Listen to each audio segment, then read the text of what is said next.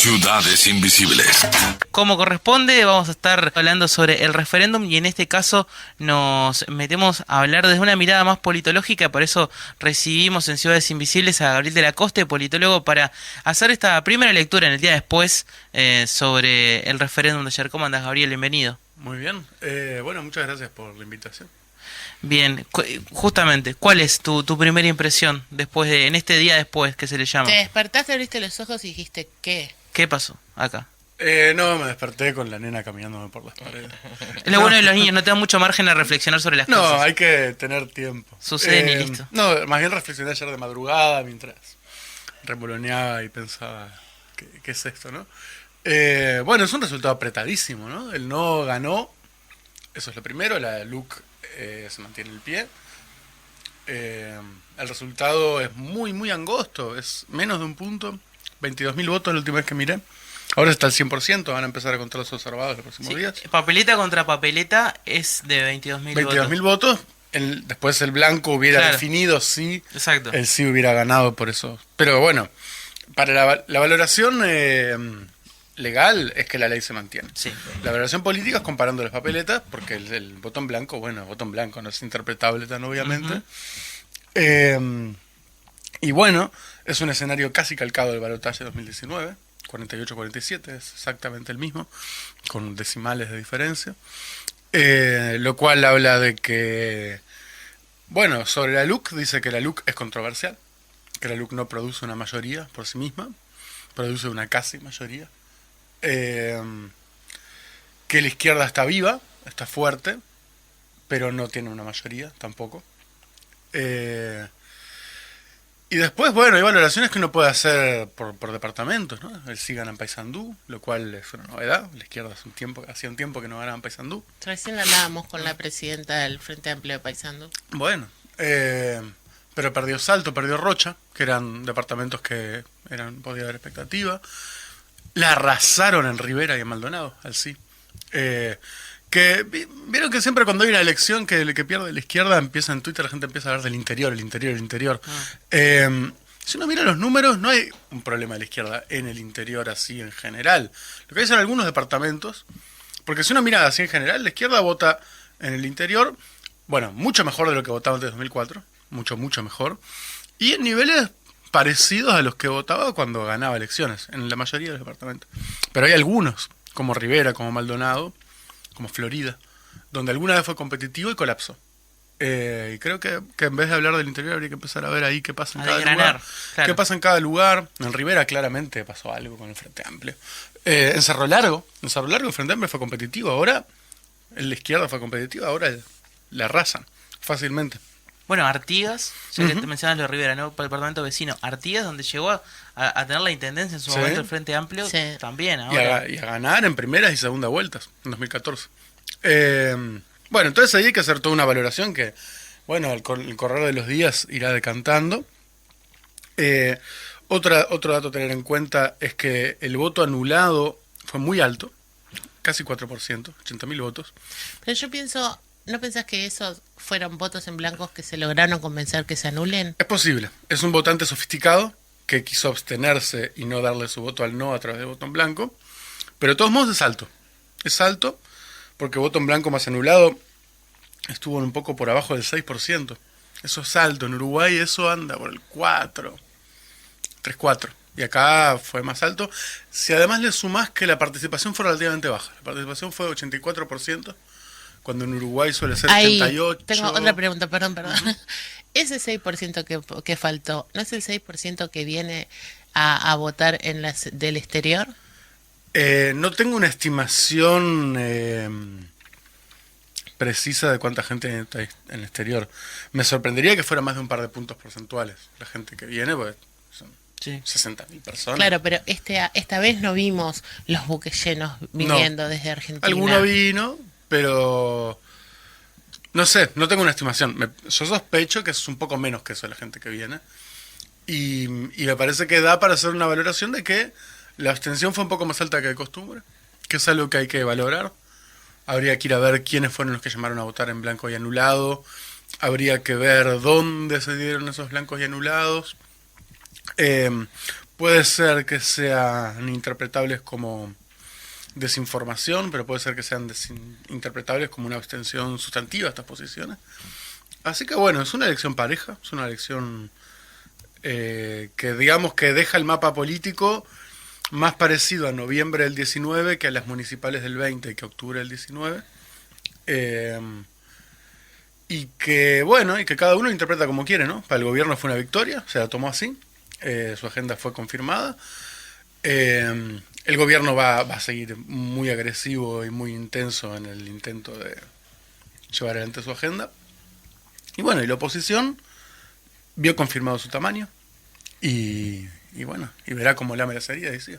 Vos arrancabas tu análisis diciendo esto de que no se puede hablar de mayorías no claras, abrumadoras, como si en su momento, cuando salían algunas encuestas, se podrían llegar a haber esperado, ¿no? Por ejemplo, respaldando la LUC, cosa que finalmente no ocurrió. Esto de que no haya mayorías claras, contundentes ni para un lado ni para el otro, abren el campo para esto último que vos decías también, de que cada uno se puede quedar con su interpretación posible, más allá de los efectos concretos, que eso es clarísimo, que es que la LUC se queda al completo. Sí, efectivamente. Es algo que, bueno, hablábamos ayer en Caras y Caretas, y antes lo decía en la nota en brecha de la semana pasada. Si el resultado es muy parejo, lo que va a haber es una guerra de interpretaciones. Y es lo que está sucediendo. La calle salió a hablar un buen rato, para tratar de apoderarse de la discusión pública. Bueno, igual su discurso fue bastante breve, te diría. Fue como ha hecho más de una vez, toma más parte para hablar con las preguntas. Exacto. Que en su propio discurso, que no pasó los 8 minutos. Sí. Digo, en el total de su... Sí. Algo que a Y Manini, de hecho- a Manini le molestó, ¿no? Y no lo disimuló. Sí, Manini se desmarcó ayer Hmm. del gobierno. En vez de decir ganamos, salió a decir en el país hay dos mitades, hay que ver cómo hablar. Manini sabe que gente que votó a Cabildo Abierto la primera vuelta de 2019 votó sí ahora, porque si no, no las cuentas, ese es el electorado. Pero bueno, eso habría que verlo. En cuanto a la calle, para mí es impresionante cómo la gente del no estaba festejando hasta que habló la calle. Y, o sea, la calle efectivamente mandó a la base le informó que habían ganado, porque no era tan evidente eso. Ahora, bueno, uno podría decir, los números de corte electoral no se van a dar vueltas, pero este resultado es interpretable. Entonces, bueno, la calle hizo su interpretación, movilizó a su base, Montevideo pasó a dar bocinas que no había hasta antes de su intervención. Y bueno, creo que hay que... La izquierda, para interpretar esto, va a tener que ni ser catastrofista, porque el resultado es razonable, está más o menos en un nivel que... Imagínate que en una elección parlamentaria alguien saca 47% de los votos. Es casi una mayoría parlamentaria, es una elección muy buena. Sí. Como vos decís, sobre todo comparado con las encuestas. Las encuestas, o sea, algunas de las encuestadoras chicas, Nómade, por ejemplo, y la UPC, le daban en el entorno del 45-47 al sí. Fueron las que estuvieron cerca. Y las encuestadoras tradicionales le estaban dando 30 y pico. entre 30 y pocos y 30 y largos. Claro, que sí que rompió el techo que se le había asignado claramente. Por mucho. Después, bueno, Opciones hizo una proyección de indecisos que estaban 40 y poco.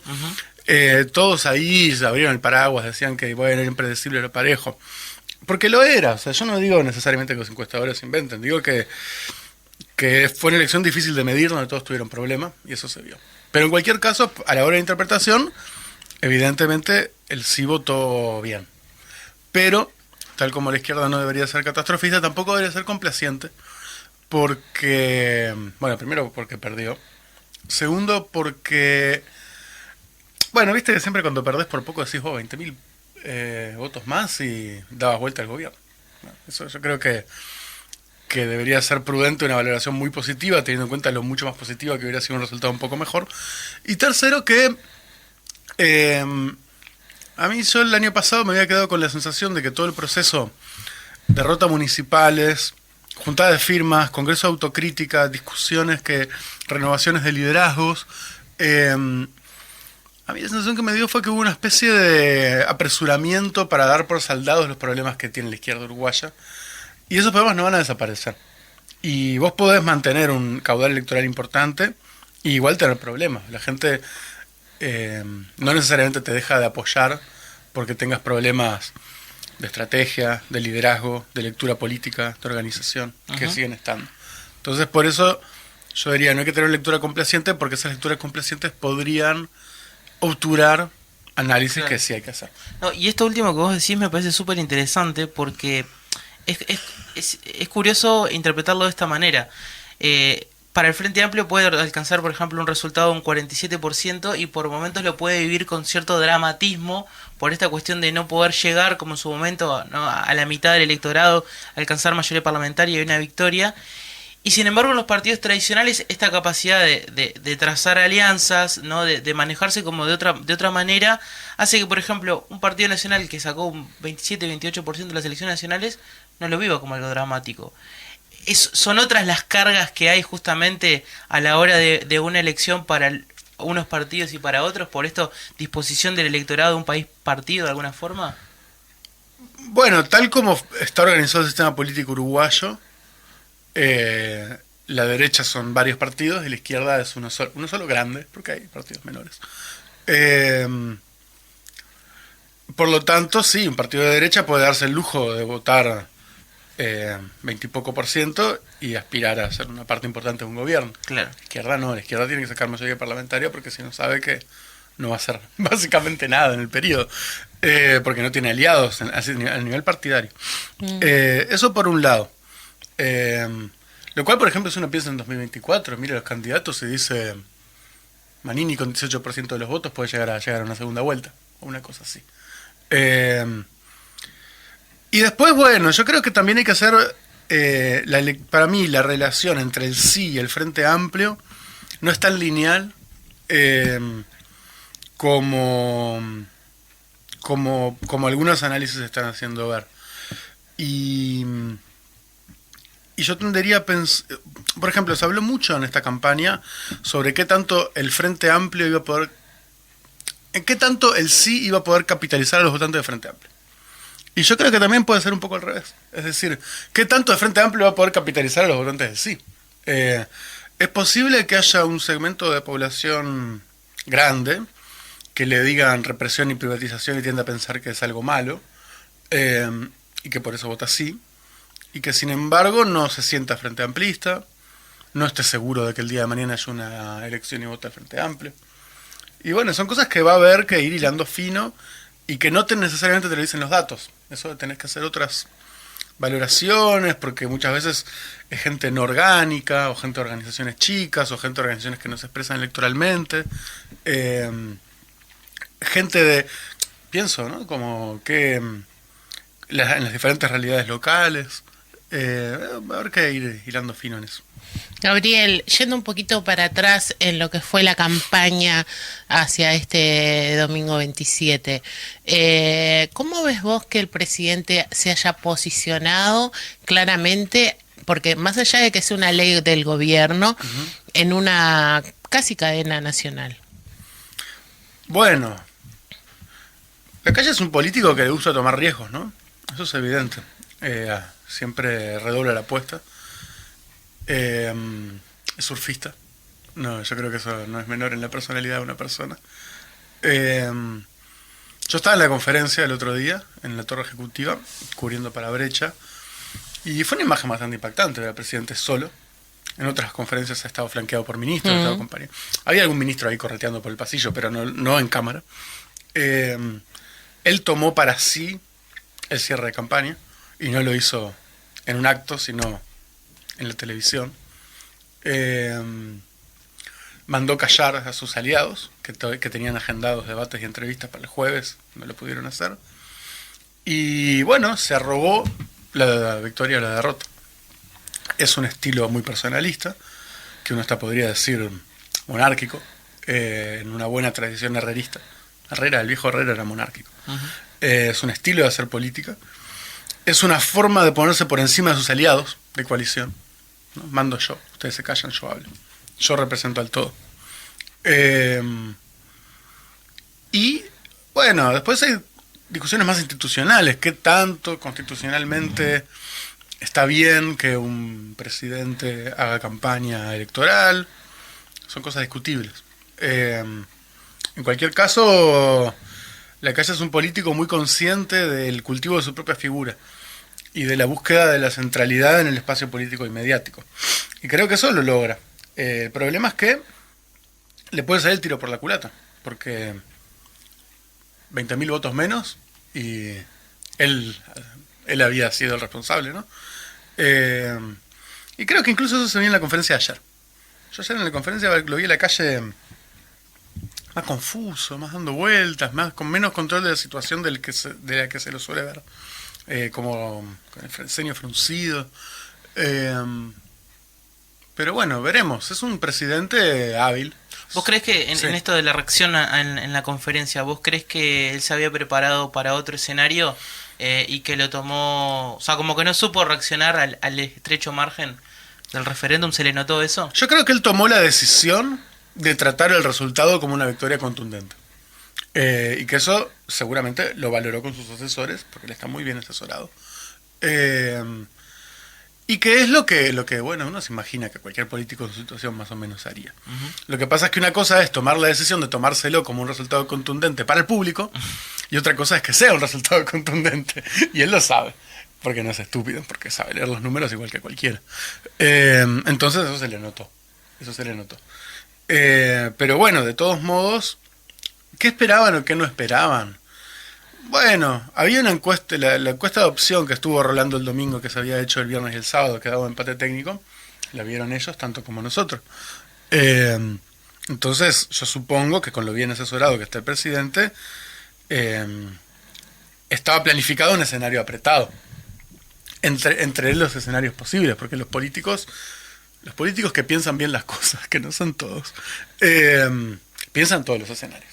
Lo que pasa es que, claro, haber pensado todos los escenarios no necesariamente quiere decir después, porque la política también es una performance para la Cámara. Los políticos son en alguna medida actores. Entonces vos podés tener el guión, pero no necesariamente te sale la actuación.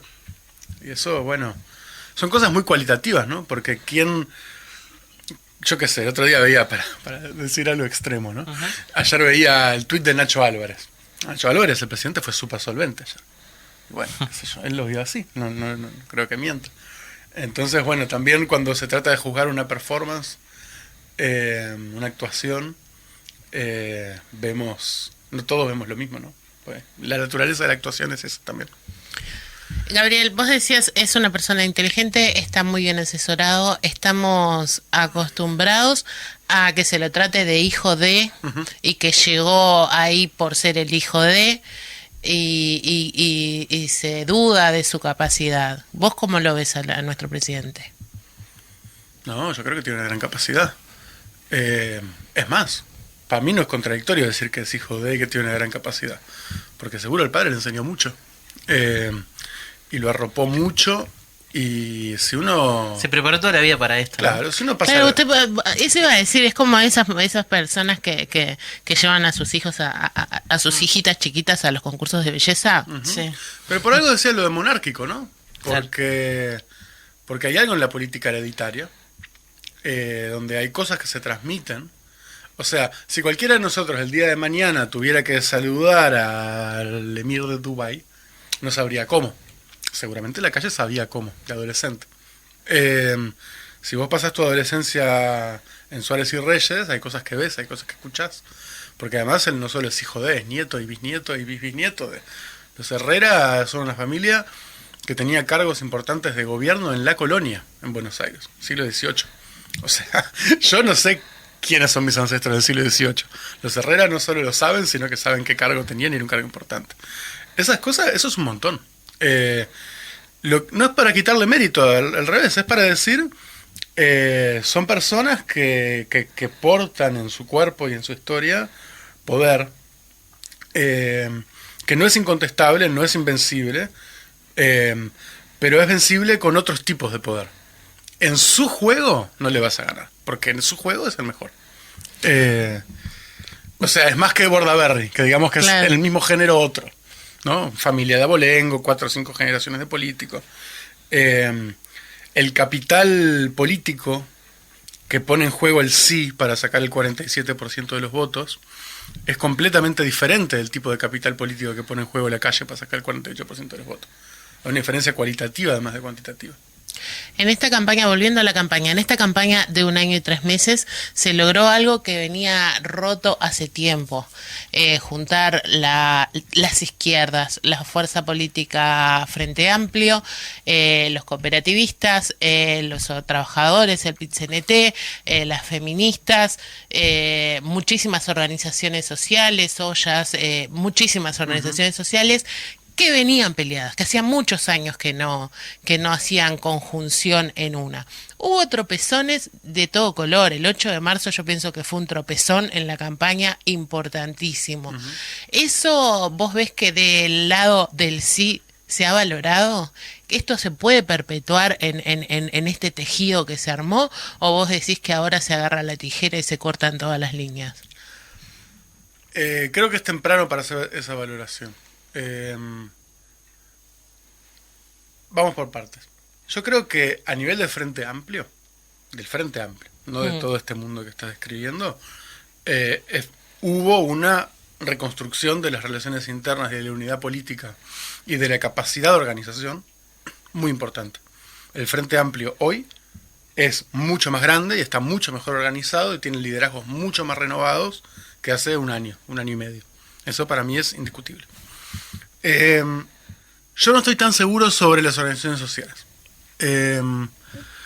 Si uno compara la primera intersocial, la que aparece en la pandemia para pedir la renta básica universal y eso, con el comando de campaña del sí, se pasa de haber más de 100 organizaciones a haber 4. Algunas de esas cosas es por una cuestión de escala. Evidentemente no podés tener 100 organizaciones en un comando político. Pero otras son por diferencias políticas.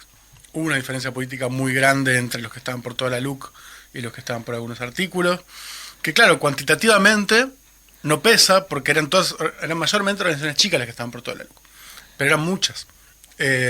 Hace poco se fue el Intersocial Feminista del Comando, no dejó de apoyar el sí, pero se fue. Y después hay todo otro mundo de feminismo que está fuera de Intersocial Feminista, que no tuvo, que yo sepa, ningún vínculo con la campaña del sí. Entonces creo que ahí hay un montón de cosas que hay que ver, hay que ser muy finos para ver las relaciones de fuerza en las organizaciones, en los movimientos, para ver qué pasa con ese voto anulado tan grande. Pero bueno, creo que en los grandes números, en el gran esquema de las cosas, es evidente que el sí nucleó a una parte muy grande de la izquierda, e incluso más allá de la izquierda, fue más allá de la izquierda. Si no, no llega a ser el 47% de los votos. Pero yo soy de los que piensan que la tarea de la unidad no está acabada y que no necesariamente toda la militancia de izquierda ni toda la intelectualidad de izquierda piensa que la mejor manera de actuar es en unidad, en términos de vamos a hacer todos una gran interna donde haya un comité político y el que gane esa interna dirige el todo. Esa es una forma de hacer política que viene de cierto tipo de organizaciones marxistas del siglo XX, bla, bla, que hoy en la cultura de izquierda es mucho más plural y mucho más compleja, y creo que el frente amplismo a veces es un poco, elige no ver otras cosas que están pasando. Entonces yo suspendo el juicio, yo no estoy seguro de cómo va a evolucionar eso. No soy muy optimista respecto a la capacidad del Frente Amplio de dialogar con la izquierda que no es Frente Amplista. Más bien soy bastante pesimista sobre eso. Es verdad que esa izquierda ha demostrado no ser muy grande, cuantitativamente. Sí, pero también es cierto, Gabriel, perdón que te interrumpa, dale. El margen por el que se están decidiendo justamente en las últimas elecciones es muy estrecho. Entonces, esos números hacen pensar que cada voto vale. Que cada voto vale, que grupos minoritarios terminan igual decidiendo una elección. Hay una gran discusión, sí. Lo que pasa es que la discusión que va a haber en el Frente Amplio, y ahora hablo del Frente Amplio, para ser preciso cuando uno dice izquierda, Frente Amplio. Uh-huh. En el Frente Amplio hay una gran discusión sobre eso y hay posturas diferentes. Y yo por lo que veo en el discurso público de los Frente Amplistas, de los dirigentes Frente Amplistas, es que los Frente Amplistas están más preocupados por los votos a su derecha, que por los votos de su izquierda. Y es cierto, los votos de su derecha son más, son la mitad del país. Y los votos de su izquierda son, bueno, un par de puntos porcentuales, capaz que un poco más, un poco menos, no sabemos. Pero capaz que esos votos son menos, pero son más conseguibles. O no, porque capaz gente muy enojada y muy politizada y con posturas muy firmes. Pero lo cierto es que en los mundos militantes nos cruzamos todo el tiempo de esa postura y está difícil hablar. Y yo no sé cómo se va a resolver eso. Y con resolver no quiero decir que se resuelva de buena manera, se va a resolver de algún modo. Pero eso es algo que va a ir viendo. Hablabas del 8 de marzo. No, en Uruguay no hay un feminismo. Hay muchos. Como no hay un ecologismo. Como no hay una sola corriente del movimiento sindical.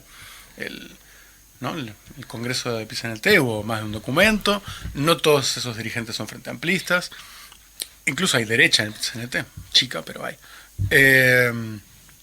Entonces es algo que, bueno, va a haber que ir valorando y ver cómo evoluciona.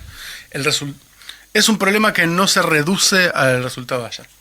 Muy bien. Gabriel de la Coste, un placer tenerte en Ciudades Invisibles. Nosotros nos estamos yendo, se termina nuestro bloque de la radio cooperativa acá en Radio Fénix. Diego, nos encontramos mañana martes Mañana, 29. desde las 9, recuerden todos los contenidos en nuestro canal de YouTube Ciudades Invisibles. Que pasen muy bien. Trae ñoquis. Bueno, traigo. Fe trae ñoquis. Fe, nos vamos. Muchísimas gracias. Traigan queso. Estás escuchando Ciudades Invisibles.